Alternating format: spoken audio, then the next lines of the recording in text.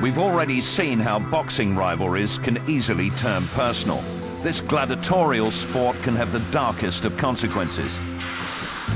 British boxing's greatest modern rivalry brought together two very different men and nearly ended one of their lives.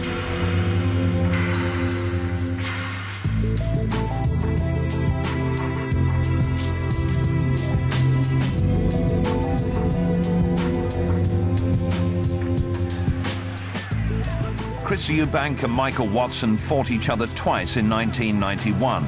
The second bout would leave Watson brain damaged and fighting for his life. They used to call me Mike, what's his name? I'm Islington. What a squad they're in for. 16 million people watched their second fight live. It was a massive event. Come on, come closer. Please come closer. I'm really getting tempted, man. The Eubank-Watson rivalry was very important for British boxing in the early 90s because it just generated so much interest. It was the only thing, arguably, that could knock football off the back pages. You know what? Skinny little me started to strut. 10 years old, suddenly bold, because I resolved to live like my hero in the ring. Eubank was the flash showman, Watson the quiet professional. Their rivalry was given added spice when Eubank won a hotly contested decision in their first world title fight in June 1991. 3 months later they met again. Top trainer Jimmy Tibbs was brought in to give Watson an edge. Chris Eubank's a very good fighter. Good chin, good punch. Bit flamboyant, very flamboyant, but that was for the crowds, and he's a likeable fellow. I like Chris. Michael Watson, totally the opposite. I would say he was a bit of an introvert, but always done his job.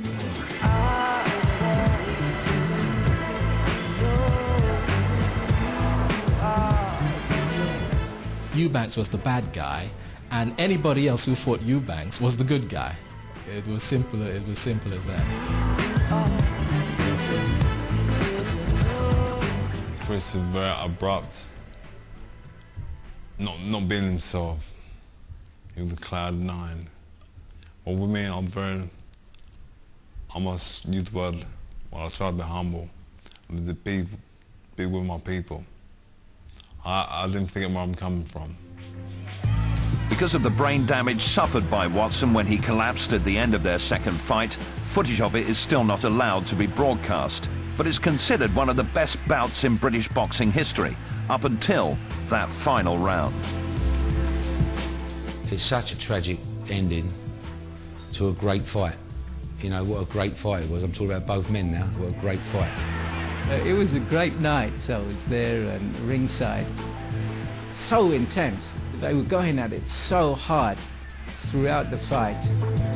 No one was going to swallow it. It was going to go to the bitter end. But no one ever dreamed that he was ever going to finish like that.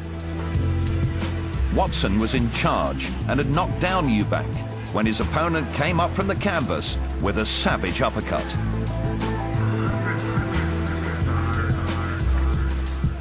I seen getting up, coming over me, then blank.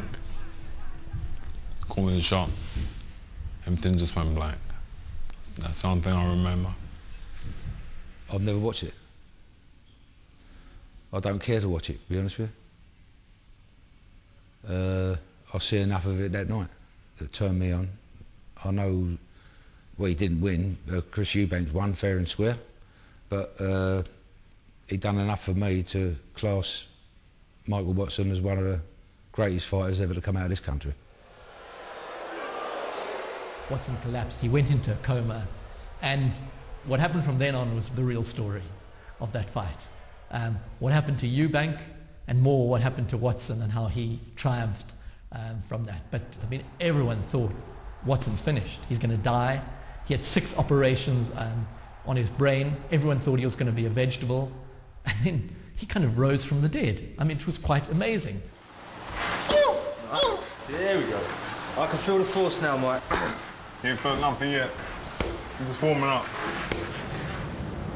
Severely brain damaged and still lying in hospital 8 months after the fight, Watson was inspired by a visit from Muhammad Ali. Like a dream come true. I'm there in my hospital bed. I knew Muhammad Ali. He said, wow. Michael Watson. I just can't believe it. The Michael Watson. Are you for real? Man, you're quite a nice guy, aren't you? Hey, that's a cheap shot! Watson's achievements since then have been remarkable. Hey, keep your hands up, you! He completed the 2003 London Marathon in 6 days, and his continued recovery since has ensured Watson remains an inspirational public figure. Use your legs and jab. His life was completely changed by that fight with Chris Eubank, but Watson would never let anyone say it's been ruined. That's your favourite, Michael, isn't it? Yes, it is. The quiet young boxer has become an outgoing public figure. I've gained a lot of things throughout the accident than I would have in the boxing. My life is moving on for the positive. There is no complaints where I'm concerned. It's the mark of the most intense rivalries that those involved had changed. After beating Watson, Eubank was never again the same force in the ring, and his fading celebrity is now largely confined to Brighton and Hove, where Watson is increasingly drawn himself. The two men were never friends, but they remain linked together by their rivalry and by its fallout.